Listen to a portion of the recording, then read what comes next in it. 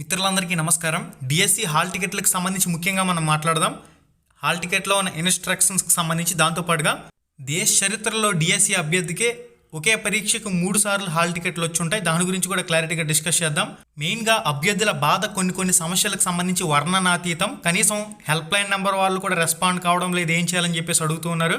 హైదరాబాద్లో 10th class చదివాను. ఇక్కడ 10వ తరగతిలో హిందీ అనేది ఫస్ట్ లాంగ్వేజ్ కింద ఉంది.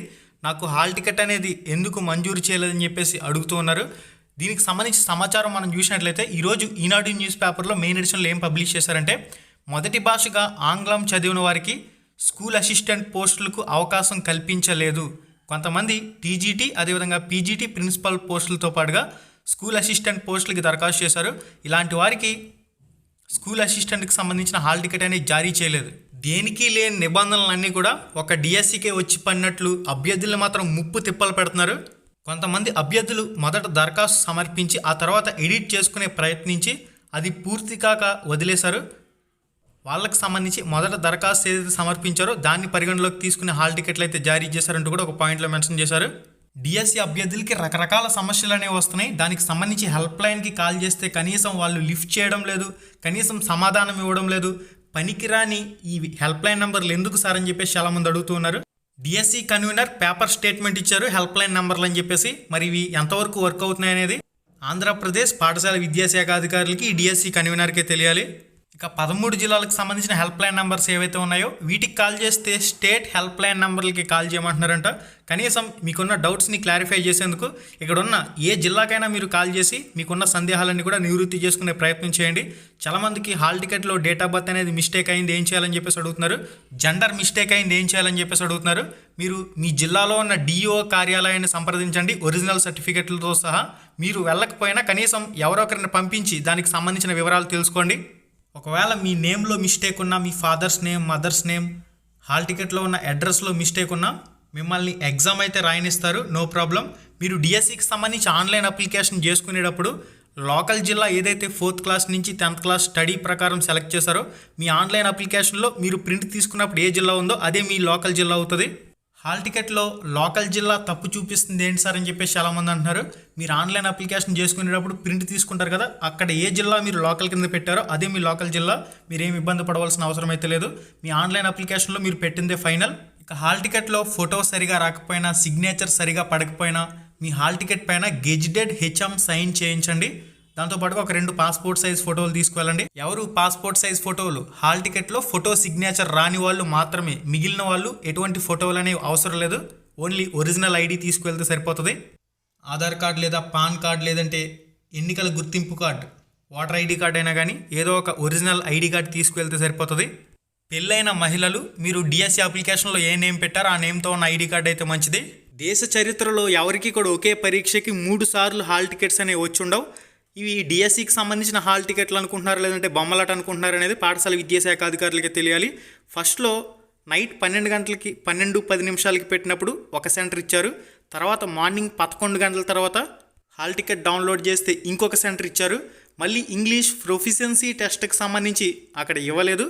మళ్ళీ 3వసారి సాయంత్రం 4 గంటల తర్వాత ఇంగ్లీష్ ప్రొఫిషియన్సీ ఎగ్జామ్తో కలుపుకొని మళ్ళీ హాల్ టికెట్ అనేది ఇచ్చారు. ఈ విధంగా 3 సార్లు హాల్ టికెట్లు అనేవి చేంజ్ అయినాయి. అభ్యర్థులందరూ కూడా గమనించాలి. హాల్ టికెట్ ఒకసారి మళ్ళీ మీరు రీడౌన్లోడ్ చేసుకోండి. దయచేసి హాల్ టికెట్ అందరూ కూడా మళ్ళీ రీడౌన్లోడ్ చేసుకోండి. ఇప్పుడు ప్రస్తుతం వెబ్సైట్లో ఏదైతే హాల్ టికెట్ వస్తుందో దాన్ని మాత్రమే ఫైనల్గా మీరు కన్సిడర్ చేయాలి. ఇంక చాలామందికి ఒక ఎగ్జామ్ అనేది హైదరాబాద్లోని, ఒక ఎగ్జామ్ అనేది విజయనగరంలోని, ఒక ఎగ్జామ్ అనేది మళ్ళీ హైదరాబాద్లోని, ఈ విధంగా ముప్పు తిప్పలు పెట్టించి 3 చెరువులు నీళ్ళు తాగించే విధంగా వీళ్ళ విధానం అయితే ఉంది. హైదరాబాద్లో ఎగ్జామ్ రాసి విజయవాడ రావడం, విజయవాడలో ఎగ్జామ్ రాసి మళ్ళీ హైదరాబాద్ వెళ్ళి ఎగ్జామ్ రాయడం, ఒకే డేట్లో 2 ఎగ్జామ్లు ఇచ్చేయడం.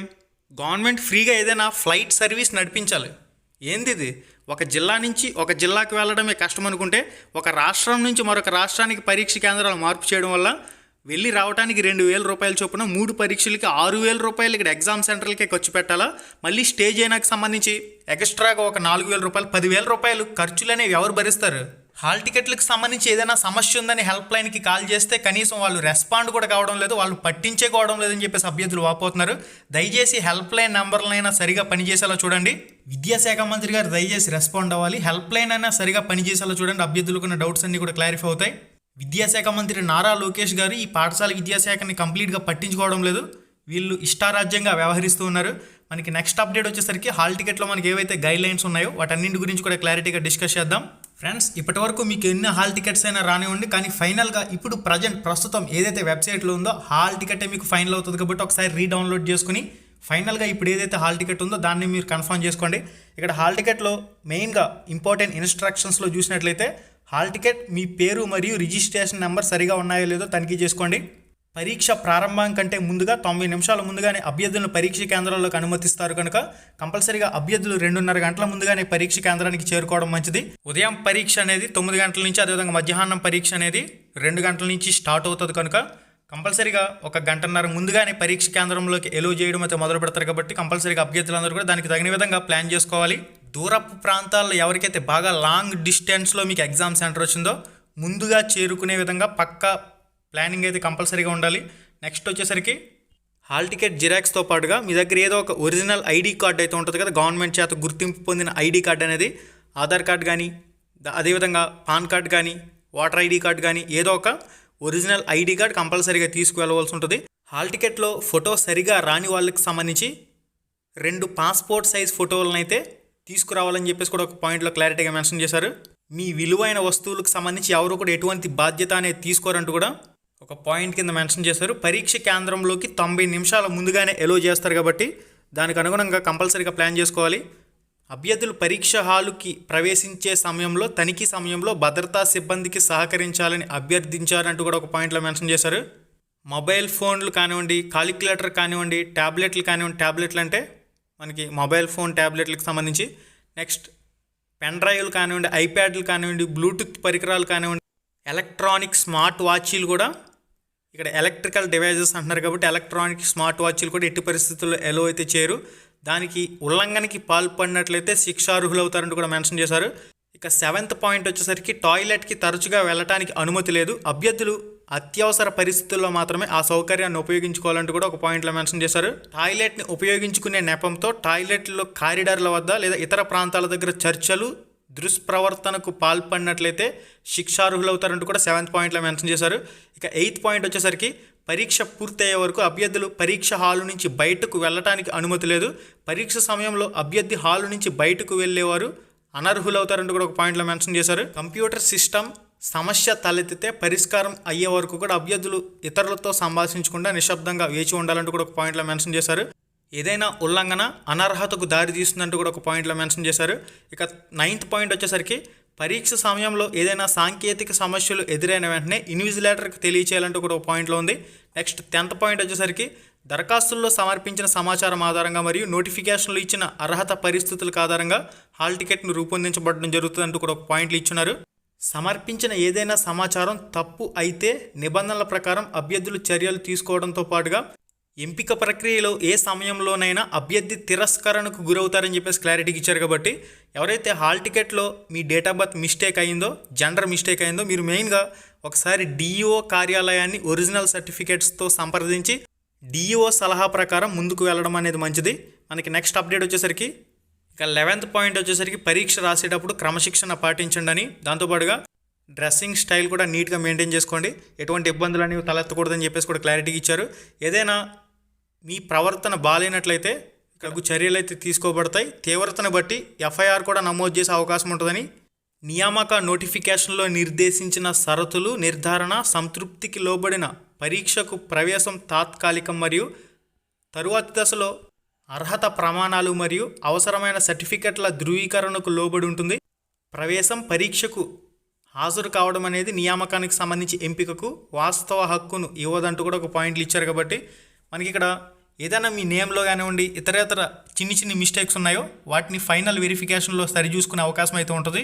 మీ నేమ్లో మిస్టేక్ వచ్చినా, మీ ఫాదర్ నేమ్లో మిస్టేక్ వచ్చినా, లేదా అడ్రస్కి సంబంధించి ఏదైనా మిస్టేక్ పడినా, డోర్ నెంబర్లో మిస్టేక్ పడినా, ఇటువంటి కొన్ని సమస్యల్లో మిస్టేక్స్ వచ్చినప్పుడు వాటిని ఫైనల్ సర్టిఫికెట్ల వెరిఫికేషన్లో మీకు జాబ్ వచ్చే సమయంలో ఒరిజినల్ సర్టిఫికెట్లు వెరిఫై చేస్తారు కాబట్టి దాని ప్రకారం వాళ్ళు కన్ఫర్మ్ చేసుకుంటారు. ఇక రిజర్వేషన్కి సంబంధించి కూడా మీరు ఏదైనా మిస్టేక్ చేశారంటే ఒకసారి డిఓ కార్యాలయాన్ని సంప్రదించి వాళ్ళ అధికారుల దృష్టికి ఈ విషయాన్ని తీసుకువెళ్ళి వాళ్ళ సలహాను తీసుకోవడం చాలా మంచిది. అన్ని సమస్యలపైన కూడా హెల్ప్ లైన్ నెంబర్ వాళ్ళు రెస్పాండ్ అవ్వాలి. కానీ హెల్ప్ లైన్ విధానం అనేది చాలా దారుణంగా పనిచేస్తుంది డిఎస్సికి సంబంధించి. తక్షణమే హెల్ప్ లైన్ని సక్రమంగా పనిచేసేలా చూడాలి. డిఎస్సి కన్వీనర్ విద్యాశాఖ మంత్రి నారా లోకేష్ కూడా ఈ హెల్ప్ లైన్ నంబర్లపై మీరు స్పందించండి. దయచేసి ఈ అంశంపైన స్పందించండి. పేరుకే హెల్ప్ లైన్ నంబర్లు ఎటువంటి హెల్ప్ అనేది చేయట్లేదని అభ్యర్థుల ప్రశ్న. మరి దయచేసి వీటిని సక్రమంగా పనిచేసేలా అభ్యర్థులకున్న సందేహాలన్నీ కూడా డేట్ ఆఫ్ బర్త్ మిస్టేక్ పడితే ఏం చేయాలి, హాల్ టికెట్లో క్యాండిడేట్ నేమ్ మిస్టేక్ పడితే ఏం చేయాలి, జెండర్ మిస్టేక్ పడితే ఏం చేయాలి, దాంతోపాటుగా ఫాదర్స్ నేమ్ మదర్స్ నేమ్ ఇవేవైనా మిస్టేక్ పడితే ఏం చేయాలి, దయచేసి ఒకసారి డిఎస్సి కన్వీనర్ మీరు స్పందించాలి. ఈ అంశంపై పత్రికా ప్రకటన ఇవ్వండి. అభ్యర్థులందరూ కూడా ఈ అంశాలపై కాస్త డౌట్లు అయితే వ్యక్తపరుస్తూ ఉన్నారు. హెల్ప్ లైన్కి కాల్ చేస్తే వాళ్ళు ఎలాగో రెస్పాండ్ కారు కాబట్టి డేట్ ఆఫ్ బర్త్లు కానివ్వండి, రిజర్వేషన్ ఆప్షన్ కానివ్వండి, హాల్ టికెట్లో మిస్టేక్ పడితే ఏం చేయాలి, దాన్ని ఏ విధంగా సరి చూసుకునే అవకాశం ఇస్తారనేది కూడా ఒకసారి తెలియచేయాలి అభ్యర్థులకి మీరు. ఓకే గైస్, మళ్ళీ వీడియోలో మళ్ళీ కలుసుకుందాం. ఇది కంప్లీట్ సమాచారం. శుభం, ధన్యవాదాలు.